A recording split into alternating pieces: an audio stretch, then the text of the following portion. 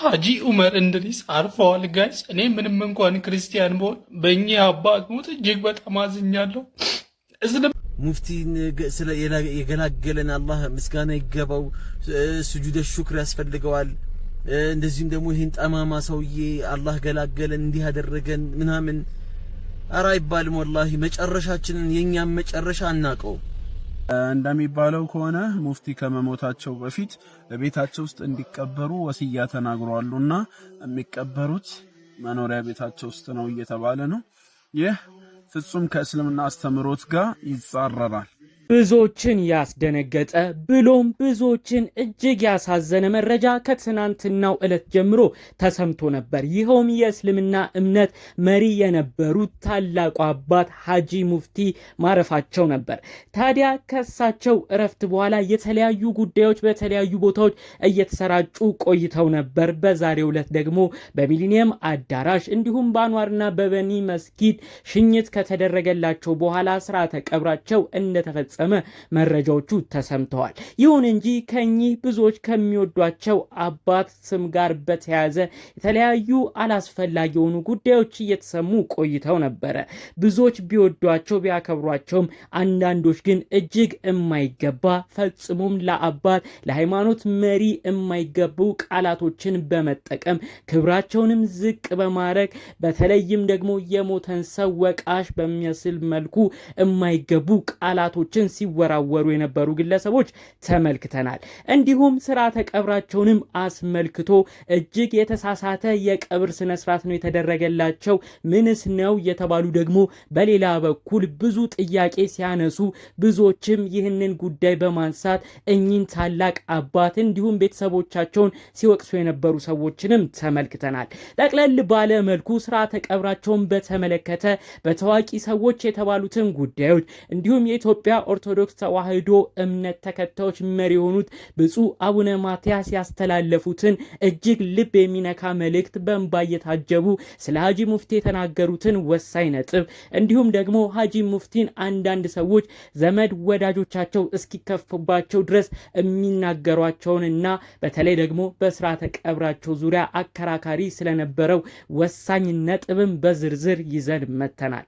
ሰላም ጤና ይስጥልን ውድ የሀገራችን ልጆች በያላችሁበት ሰላማችሁ ይብዛልን። ዛሬም የመጣንበት መረጃ እጅግ አሳዛኝ በሆነው ጉዳይ ነው። አባታችን የሃይማኖት መሪ የሆኑት ትልቅ የሀገር ዋርካ አጥተናል። ይህን ጉዳይ በተመለከተ ዘርዘር ባለመልኩ ወሳኝ ነጥቦችን ልናጋራችሁ ብቅ ብለናል። ለቻናላችን አዲስ ከሆናችሁ ሰብስክራይብ እንዲያደርጉን በአክብሮት እንጠይቃለን። ቀጥታም ይዘን ወደ መጣ ነው ዝርዝር መረጃዎቻችን እናልፋለን። እንግዲህ ሀጂ ሙፍቲ ስርዓተ ቀብራቸው ዛሬ ተፈጽሟል። በተለያዩ ሚዲያዎችም ሲተላለፍ ቆይቷል። ከሳቸው ማረፍ ጋር ተያይዞ ብዙ መልእክቶች በታዋቂ ሰዎች፣ በባለስልጣናት፣ በሃይማኖት መሪዎችም ሲተላለፍ ነበረ።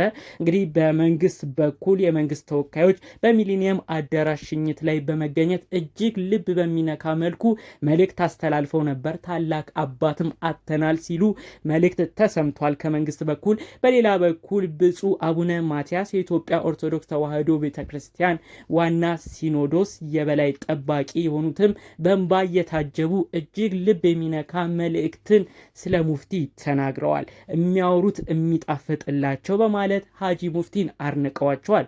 በሌላ በኩል ታዋቂ አርቲስቶች፣ ታዋቂ ግለሰቦች፣ ባለስልጣናት እንደየስልጣን ደረጃቸው ስለ ሀጂ ሙፍቲ መልእክትና የተሰማቸውን ጥልቅ ሀዘን አሰምተዋል። በስርዓተ ቀብር በሽኝት ፕሮግራሙም ላይ የተለያዩ ንግግሮች ካረጉ ወሳኝ ሰዎች መካከል የሀጂ ሙፍቲ ልጅ ዋነኛው ነበር። እሱም ያለው አንድ ነገር ነበር። የህዝቡን ፍቅር አይቻለው። አባታችን ሀጂ ሙፍቲ ለሁሉም አባት እንደሆኑም ነው የተመሰከረው። ያየሁትም ይህንን ነው። ሁላችሁም ላጽናናችሁን እናመሰግናለን በማለት ልጃቸው መልእክት አስተላልፏል። ታዲያ ይህ በእንዲህ እንዳለ ብዙዎች የሀገር ዋርካ ዛሬ ያጣን እያሉ የሚመሰክሩላቸውን እኚህን አባት አንዳንዶች ደግሞ ባልተገባ መልኩ በተለይ ደግሞ ከዚህ በፊት ስልጣን ላይ እያሉ እንዲህ አድርገዋል እንዲህ ሰርተዋል እያሉ በማይሆን ባልተገባ ነገር በተለይ ደግሞ እሳቸው አርፈው ባሉበት ወቅት ስማቸውን በማይሆን ነገር እያብጠለጠሉ የተለያዩ ቦታዎች ላይ የተለያዩ ሐሳብ አስተያየት ሲሰጡ የቆዩ ግለሰቦች ነበሩ። ይህንንም አስመልክቶ በተለይ ደግሞ አንዳንዶች የሚያረጉትን ያልተገባ ሰብአዊነት የማይመስል እጅግ የወረደ ተግባርን በመመልከት ብዙዎች እንዲህ ብለዋል። የት ሄደ ሃይማኖተኝነታችን? የት ሄደ መተሳሰባችን? እንዴትስ ነው እኚህን ታላቅ አባት ብሎም የሃይማኖት መሪ የሆኑ ግለሰብ ለሀገር ብዙ የሚጨነቁም የሃይማኖት አባት እንዴት ነው መሳደብስ የሚቻለው? መውቀሱስ እንዴት አፋችሁ ላይ መጥቶ በዚህ አርፈዋል በተባለበት ወቅት የማይገቡ ቃላቶችን ለማስቀመጥ እንዴት ጠነከራችሁ ሲሉ ብዙዎች ሁኔታውን ወቅሰዋል። ከዛም አልፎ ተርፎ እንዲህ ሲሉም ተደምጠዋል። እሳቸው አንደኛውን ወደ ፈጣሪያቸው ሄደዋል። ከዚህ በኋላ ሁሉም ነገር የሚጠየቁት ከአንድ አላህ ዘንድ ነው። እባካችሁ በማይሆን ነገር እየገባችሁ ጡት ወቃሽ አትሁኑ፣ እንዲሁም ወዳጅ ዘመዶቻቸውም እጅግ የሚጎዱበትን ቃላትም አታስቀምጡ፣ እባካችሁ ከእንደዚህ አይነት ነገር ተቆጠቡ ሲሉ መልእክታቸውን ሲያስተላልፉ ነበረ። እውነት ነው፣ እኛም የምንጋራው ሐሳብ ይሄንን ነው። እኚህ ታላቅ አባት እኚህ ታላቅ የሃይማኖት መሪ ለሀገራችን ብዙ ጊዜ በመጨነቅ እጅግ ወሳኝ ልብ የሚነካ ንግግራቸውን ሲያስተላልፉ መልእክታቸውንም ሲያሰሙን ነበር የኖሩት። ታዲያ ያ መልእክታቸው ዛሬ ላይ እንደ አዲስ በየቦታው እየተሰራጨ ሀጂ ሙፍቲ እኮ ይህም ብለው ነበር፣ እሳቸው እኮ የሀገር ዋርካ ነበሩ እያሉ ብዙዎች እየተናገሩ ይገኛሉ። ስለዚህ የማይገቡ ሐሳብ አስተያየት እየሰጣችሁ በሆነው ባልሆነው ነገር እኚህን አባት እየኮነናችሁ ወዳጅ ዘመዶቻቸውን ካዘኑ ባልተናነሰ ሁኔታ በሌላ ነገር ደግሞ ስሜታቸው እንዲሰበር ሰውም እንዲያዝን ባታረጉ ባይነኝ። በዚሁ በተያያዘ ጉዳይ ደግሞ አነጋጋሪ ስለነበረው ስለ ቀብር ሁኔታቸው የተለያዩ መረጃዎች ሲንሸራሸሩም ስለቆዩት ጉዳዮች ትንሽ ልበላችሁ። እንግዲህ ሀጂ ሙፍቲ በሚሊኒየም አዳራሽ ሽኝት ከተደረገ በኋላ የሀገር መሪዎች፣ ባለስልጣናት፣ የሃይማኖት አባት መሪዎችም ከሸኙ በኋላ እንግዲህ ስርዓተ ቀብሩ ተፈጽሟል።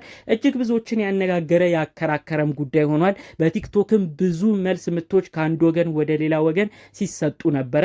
ታዲያ ሀጂ ሙፍቲ ከማረፋቸው ከመሞታቸው በፊት ተናዘዋል። ኑዛዜያቸውም የሚቀበሩበትን ቦታ አሳውቀዋል። እዛው በመኖሪያ አካባቢያቸው ያለ ቦታ ነው የጠቆሙት ተብሎ መረጃው ቀደም ብሎ ወጥቶ ነበር። ይህንን አስመልክቶ አንዳንድ የእምነቱ ተከታዮች እንዲህ ሲሉ ተደምጠው ነበር።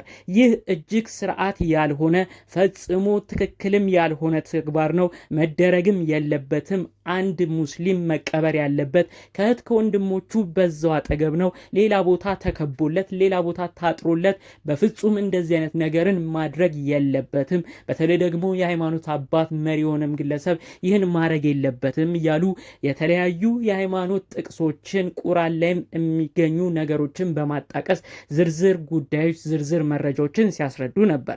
በሌላ በኩል ያሉ በሀጂ ሙፍቲ በኩል ያሉ ሰዎች ደግሞ ይህ ነገር እንደሚፈቀድና የተለያዩ ፍቃድ አግኝቶ የተገኘም ቦታ እንደሆነም ጭምር ስለ ጉዳዩ ሲያብራሩ የቆዩ ግለሰቦች ነበሩ።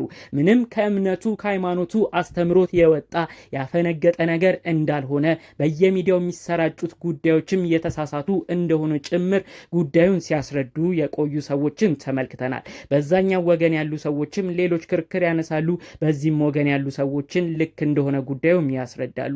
በዛም አለ በዚህ አንድ ሀሳብ ማለት ፈለኩኝ። ሀጂ ሙፍቲ ታላቅ አባት፣ ታላቅ የሀገር ዋርካ፣ በተለይ ሙስሊሙም ክርስቲያኑም በጋራ ይወዳቸዋል፣ ሁሉም ያከብራቸዋል ቢባል ማጋነን የማይሆንበትን እኚህን አባት አተናል። የእውነት ለወዳጅ ዘመዶቻቸው አብዝተን መጽናናትን እንመኛለን። እኚህን አባት በማጣታችን እኛም የተሰማንን ጥልቅ ሐዘን ለጽ የዛሬውን ፕሮግራማችንን እዚህ ላይ እናበቃለን። ሰላሙን ሁሉ ተመኘውላችሁ። ሰላም